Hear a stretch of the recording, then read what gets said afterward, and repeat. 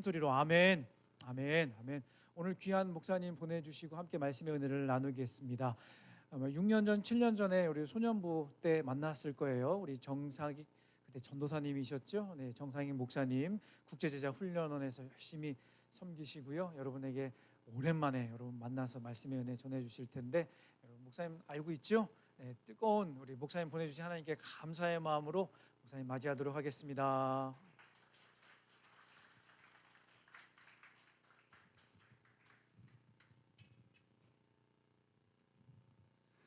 감사합니다. 이 정도면 고산부에서 굉장히 뜨거운 거라는 걸 제가 익히대로 알고 있기에 너무나 감사를 드립니다.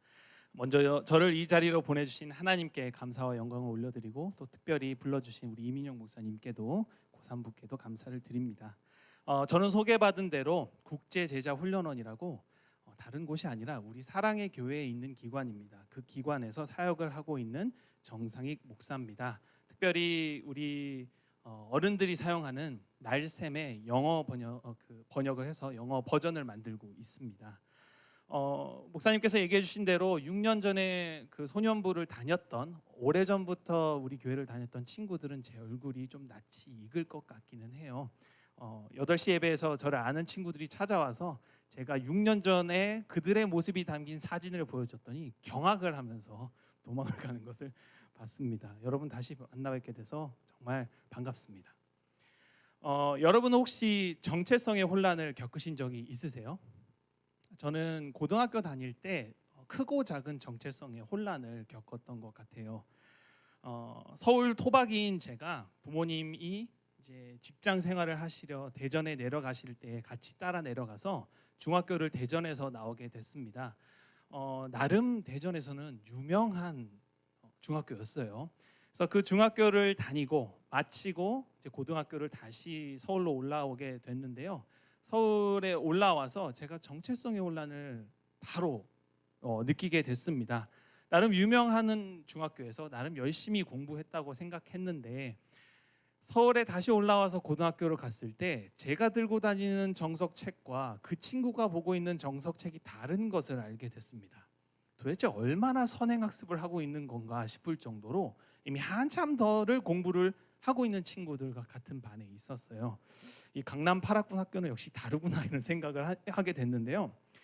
내 나름대로 열심히 공부했다고 생각했는데 나는 고등학생이 맞나? 이들하고 나는 좀 다른 것 같은데 나는 뭐지? 여긴 어딘가? 라는 정체성의 혼란이 잠깐 오게 됐습니다. 좋은 기회가 있어서 이제 고등학교 1학년 1학기를 마치고 미국으로 유학을 가게 됐어요. 처음에는 1년만 그 교환학생으로 갔다 오려고 그렇게 진행을 했고, 부모님께는 가서 저 영어 공부도 열심히 하고 좀 선진 문물을 배우겠습니다라고 했지만 속 마음으로는 자유다 하면서 제가 미국을 갔었어요. 근데 미국에 가자마자 큰 정체성의 혼란을 겪게 됐습니다.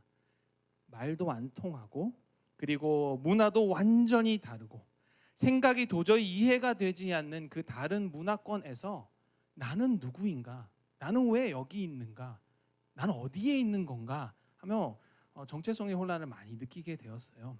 하다못해 우리 영어에서 그런 표현들 있죠. 한국어에서는 너 뭐 안 했지라고 물었을 때 안 한 게 맞다면 예라고 대답을 하는데, 영어는 반대잖아요. no라고 해야 되잖아요. 거기서부터 이미 다른 거예요. 그리고 제가 틀렸다고 얘기해 준 사람이 참 많았어요. 그래서 정체성의 혼란이 왔습니다. 지금까지 난 도대체 뭘 하고 살았나? 나는 누구인가? 왜 여기 있는가라고요. 제가 알고 있었던 모든 것들이 부정당하는 느낌을 받았습니다.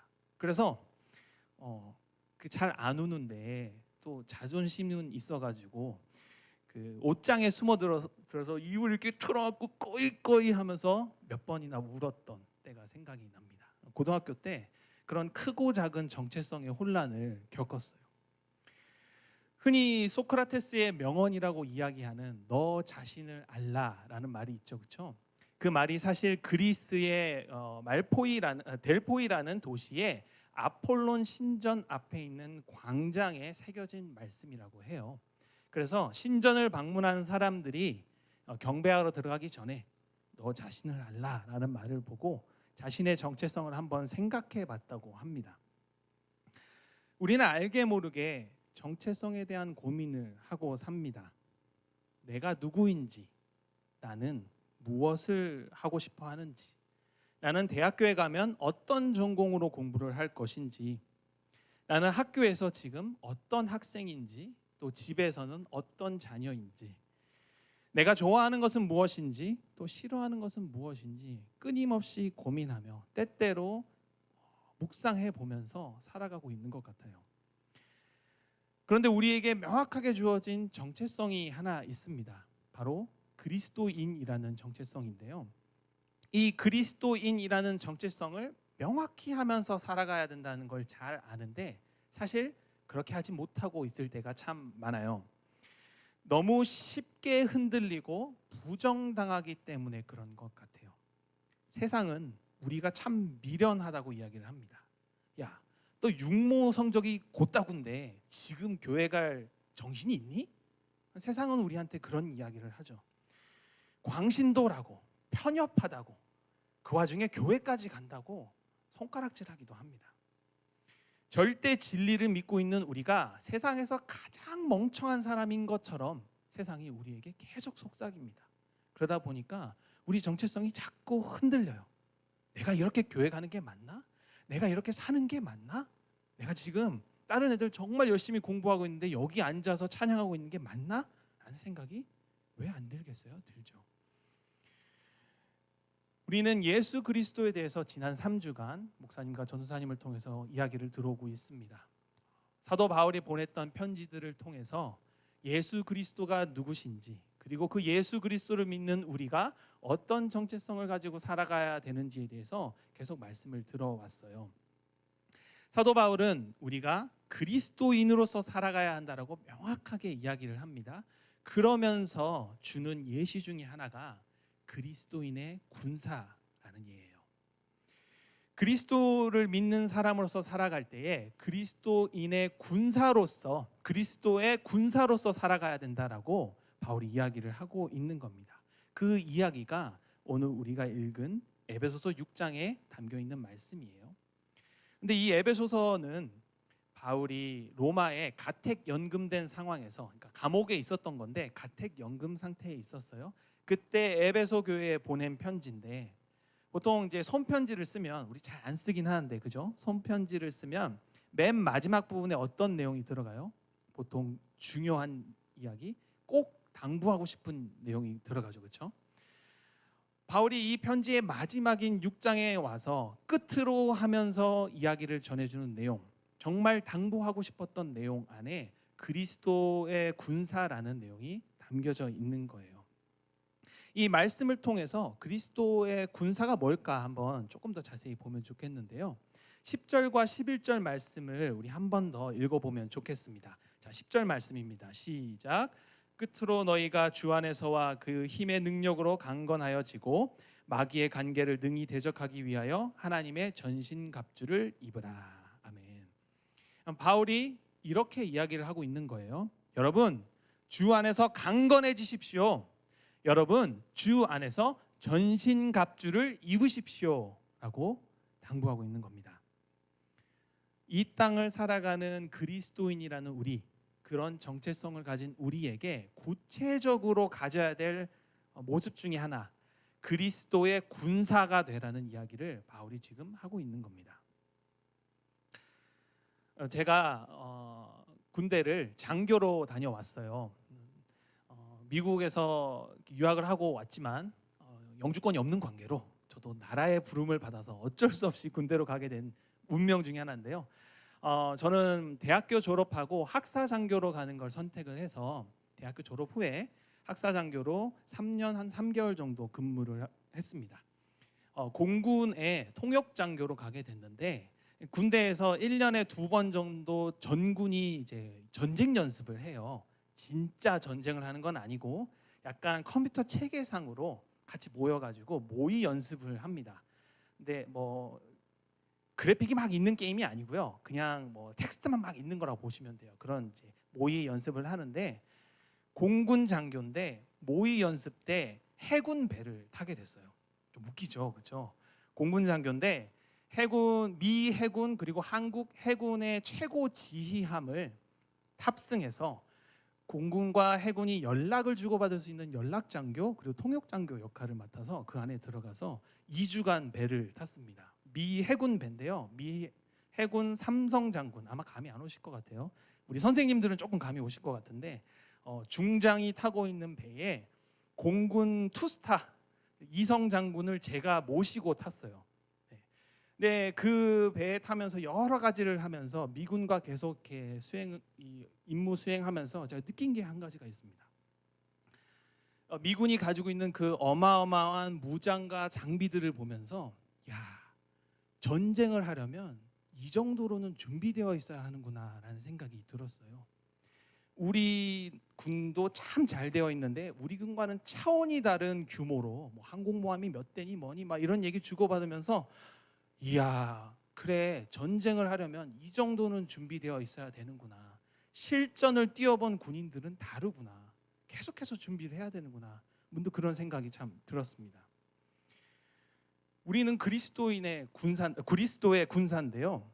그리스도의 군사로서 준비해야 될 부분들이 있습니다. 군사라면, 군인이라면 무언가 준비해야 될 것이 있어요.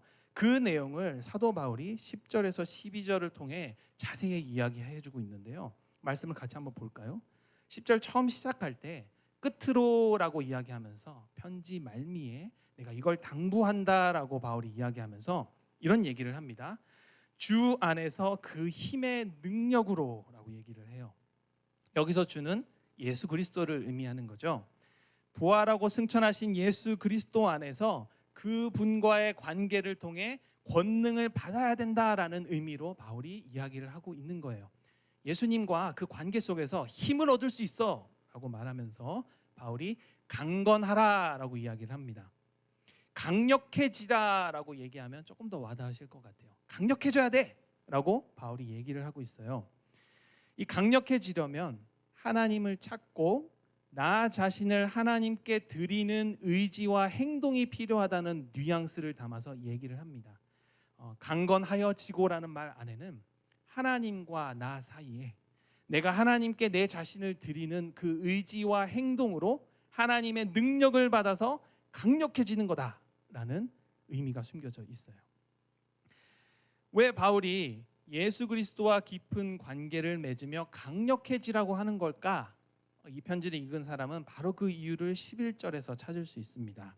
11절 말씀 한 번 더 같이 읽어볼까요? 시작. 마귀의 관계를 능히 대적하기 위하여 하나님의 전신갑주를 입으라. 아멘. 마귀의 관계를 능히 대적하기 위하여라고 이야기를 합니다. 마귀가 간교한 속임수로 우리를 계속 공격해 온다는 거예요. 근데 그것을 이기기 위해서 전신갑주를 입으라고 이야기하고 있어요. 전신갑주 하니까 잘 안 와닿으시죠, 그렇죠? 저도 그랬어요. 저도 나름 교회에서 신앙생활 열심히 했는데 매번 전신갑주 그러면 성경고사 대회 나가려고 뒤에 이제 13절 뒤에 있는 내용 열심히 막 외우고 진리의 띠 뭐 이렇게 막 얘기 그 외운 것만 기억나지 전신갑주가 눈에 확 안 와닿는데요. 말 그대로 풀 아머라고 생각하시면 됩니다. 풀 장착이라고 생각하시면 돼요. OOTD죠, 그렇죠? 오늘 하루 내가 나가서 특히 좋아하는 사람한테 보이려면 머리 끝부터 발끝까지 다 장착하시잖아요, 그렇죠? 가장 좋은 것으로 우리 여자친구들은 메이크업부터 시작해서 다 해 나가잖아요. 그렇게 풀 장착하는 걸 의미합니다. 게임으로 치면 세트 효과가 있는 아주 좋은 장비를 풀 장착하는 거라고 보시면 돼요. 머리끝부터 발끝까지 다 맞추는 거를 얘기를 하는데요. 이 전신갑주를 누가 주는 것일까요? 바로 하나님께서 주시는 겁니다. 이 전신갑주는 하나님이 주시는 것이기 때문에 그 전신갑주를 그냥 입으라라고만 이야기를 하고 있는 거예요. 전신갑주를 입는 것은 우리의 선택이다라고 바울이 이야기를 하고 있는 겁니다. 전신갑주는 이제 13절 뒤에 나오는 전신갑주는 하나님께서 여러분을 위해 준비해 놓으신 지금도 준비하고 계신 것이고 여러분이 할 수 있는 것은 그것을 입는 선택을 하는 겁니다라고 바울이 이야기를 하고 있어요. 사실 우리는 지금도 영적 전쟁을 치르고 있습니다. 예를 한번 들어볼까요? 매일 나의 마음이 흔들리는 것을 경험을 해요. 야, 내가 진짜 육모 보고 그렇게 열받았는데, 공부해야 되는데 왜 나는 오늘도 틱톡을 보고 있나? 왜 나는 오늘도 인스타 릴스를 보며 낄낄거리고 있나? 왜 나는 핸드폰으로 게임을 먼저 찾고 있나? 왜 나는 넷플릭스에 슬쩍 들어가서 오늘 1위가 되어 있는 영상은 뭔지 보고 있는가? 매일 흔들리는 나의 마음을 발견하게 됩니다. 유혹거리가 너무나도 많아요. 또 매일 소용돌이치는 나의 마음을 발견하곤 합니다. 야, 이렇게 사는 게 맞나? 나 내 삶도 없이 이렇게 쳇바퀴 도는 일상 가운데 그냥 사는 게 정말 맞아? 매일 소용돌이치는 내 마음을 발견합니다. 걱정이 많죠. 또 매일 마주하는 현실을 보면서 우울감을 느끼기도 합니다. 암울해 보여요? 별로 나아진 게 없어 보여요? 이대로 흘러가는 거 정말 앞이 안 보이는데 싶어요. 우울한 마음이 나에게 막 찾아옵니다. 우린 사실 이런 영적 전쟁을 매일 겪고 있어요. 유혹도 많고요, 걱정하게 만들고요, 우울감에 사로잡히게 만들고 있어요. 이 세상에 사는 우리 모두는 매일 영적 전쟁을 치르고 있습니다. 그런데 여러분 한번 생각해 보세요. 나는 영적 전쟁을 어떻게 치르고 있나? 내가 오늘 하루 맞이하는 그 전쟁터에서 어떻게 싸우고 있나 한번 돌아보세요. 날마다 승리하고 계세요? 아니면 혹시 지고 계세요?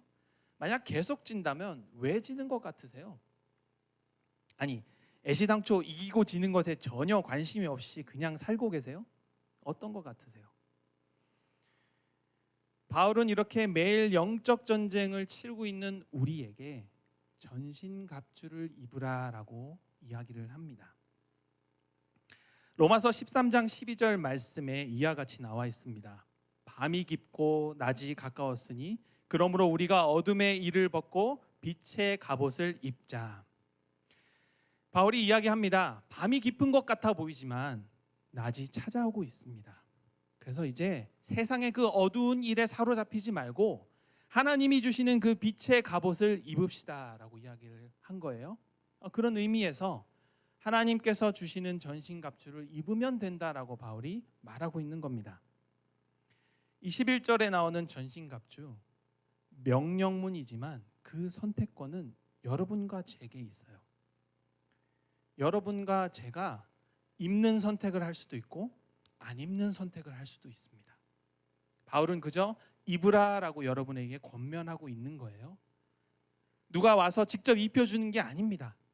하나님이 알아서 다 입혀주고 전쟁터로 내보내 주시는 것이 아니라 우리가 오늘 하루 입을지 말지를 결정할 수 있는 그 선택권이 우리에게 있는 거예요. 바울이 입으라라고 말했던 이 단어가 사실은 부정과거 시제라고 하거든요. 쉽게 말하면 한 번만 입는 게 아니라 매일 정기적으로 입어야 된다라는 의미가 숨겨져 있어요. 이 전신갑주를 입을 선택권이 나에게 있는데 매일 있는 거예요. 매일 내가 입을까 말까를 정할 수 있어요. 고린도후서 10장 4절 말씀, 앞에 나와 있는 말씀 우리 같이 한번 읽어보겠습니다. 시작. 우리의 싸우는 무기는 육신에 속한 것이 아니요 오직 어떤 견고한 진도 무너뜨리는 하나님의 능력이라. 아멘. 하나님께서 어떤 견고한 진도 무너뜨리는 능력이 있는 분이라고 우리가 고백을 합니다. 그 하나님께서 우리를 위해서 오늘 전신갑주를 준비하고 계세요. 마치 대장장이처럼 칼을 만들고 계세요. 망치로 탕탕 치시며 담금질 하시며 우리 손에 가장 잘 맞는, 내 키에 가장 잘 맞는 그 칼을 준비하고 계세요. 또 내 몸에 가장 최적화된 갑옷을 하나하나 준비하고 계세요. 허리띠 또 신발까지 전부 다 나에게 맞춤형으로 하나님이 준비를 하고 계신데, 하나님께서 우리에게 묻고 계신 거예요. 내가 지금 준비하고 있는 이 전신갑주 오늘 입고 갈래? 그 질문에 대한 답은 여러분이 스스로 내릴 수 있어요. 우리는 우리의 힘으로 싸우는 것이 아니라는 걸 너무 잘 알고 있습니다. 공부도 그렇고요. 그리고 삶 속에서도 그래요. 내가 내 마음대로 할 수 있는 것 사실 많지 않습니다. 열심히 노력해도 결과가 내가 원하는 대로 나오지 않을 때가 얼마나 많은데요. 우리 힘으로 싸우는 것이 아님을 알기에 교회에 나와서 기도하고 하나님의 도우심을 구하기도 합니다. 근데 정작 삶에서 정말 하나님이 주시는 전신갑주를 입어야 할 때는 내 마음대로 하고 싶어 할 때가 많습니다. 하나님이 준비해 주시는 것을 찾지 않고 내 뜻대로 해보려고 하다가 넘어질 때가 참 많아요. 그런 우리에게 바울이 다시 한번 권면합니다. 전신갑주를 입으시겠어요? 꼭 입으세요라고요. 오늘 하나님께서는 여러분에게 맞춤형으로 이 전신갑주를 만들어주고 계십니다. 여러분의 상태를 너무나 잘 알고 계세요. 여러분의 영혼이 어떠한지, 여러분의 삶이 어떠한지, 여러분이 어떤 생각을 하고 있는지, 어떤 어려움을 겪고 있는지 하나님께서 너무나 잘 알고 계십니다. 그래서 옆에서 묵묵히 대장장이의 장인의 정신으로 칼을, 갑옷을, 여러분들이 입어야 할 것들을 만들고 계세요. 근데 그런 하나님께서 정말 애써서 만들어주신 전신갑주를 입지 않는다면 당연히 전투에서 승리할 수 없겠죠. 오늘 우리가 그리스도의 군사라는 것 기억하시면서 딱 한 가지를 마음에 담고 가시면 좋겠어요. 하나님을 의지해야 한다는 것. 하나님을 의지해야 한다는 것 하나 기억하시면 좋겠습니다. 바울이 말한 이 전신갑주를 입는다는 건요, 결국 하나님께 내 모든 것을 내어놓고 하나님을 의지하는 것을 의미합니다. 하나님께서 내 능력이 되시기 때문에, 하나님께서 내가 싸울 수 있는 도구를 주시는 분이기 때문에, 하나님께서 지금 이 순간에도 나와 함께 하시며 인도해 주시는 분이시기 때문에 그 하나님을 의지하면 오늘 하루 승리할 수 있어요. 그 하나님을 의지하기를 오늘 결단을 했으면 좋겠습니다. 말씀을 마무리하고자 하는데요. 사도 바울이 에베소서 6장을 통해서 얘기하는 것은 결국 그겁니다. 우리는 예수 그리스도의 제자입니다. 예수님이 우리를 구원해 주셨습니다. 그리고 군사로 세워주셨습니다. 우리는 영적 전쟁터에 있기 때문에 군사로서 살아갈 수밖에 없습니다. 그런 우리에게 예수 그리스도께서, 하나님께서 전신갑주를 만드시고 준비하고 계십니다. 그걸 입는 것은 우리의 선택입니다. 우리의 몫입니다라고요. 군대에 있을 때 제가 매일 했던 게 있습니다. 군복을 입고 군화를 신는 거였어요. 그 군화를 신을 때 제가 비로소 맞다, 나 참 군인이지 라는 생각을 하게 됐습니다. 장교다 보니까 주말에는 자유시간을 가질 수 있었거든요. 그래서 주말에는 우리 사랑의 교회에 와서 늘 예배를 드렸어요. 제가 경남 진주에서도 올라오고 경기도 오산에서도 올라오고 그랬었거든요. 근데 다시 돌아가서 군화를 그 아침에 신을 때 다시금 생각하게 됐습니다. 그래, 군인이지, 오늘 하루 군인으로 살아가는 거지라고요. 여러분, 매일 하루를 시작하면서 하나님께서 주시는 그 전신갑주를 입을 때 여러분이 그리스도의 군사라는 것을 깨닫게 되고요, 그리스도의 군사로서 영적 전쟁을 승리할 수 있는 힘을 얻게 될 겁니다. 오늘 하나님을 의지하면서 그 전신갑주를 입기로 선택을 하면 좋겠습니다. 하나님, 저 너무 힘들어요. 하나님, 오늘도 무너져 내리는 것 같아요. 저를 불쌍히 여겨주세요 하는 마음으로 하나님 앞에 나아가서 하나님 의지한다고 고백할 때 광대하신 그 주님께서, 전능하신 그 주님께서 우리에게 힘과 능력을 주시고 오늘 하루 살아갈 그 능력을 주실 줄로 믿습니다. 그런 마음가짐으로 우리 함께 찬양하면 좋겠습니다. 주 여호와는 광대하시도다. 그 거룩한 하나님 성에서 찬양할지어다. 주의 크신 이름 높이며 우리에게 행하신 그 위대한 일에 감사합니다.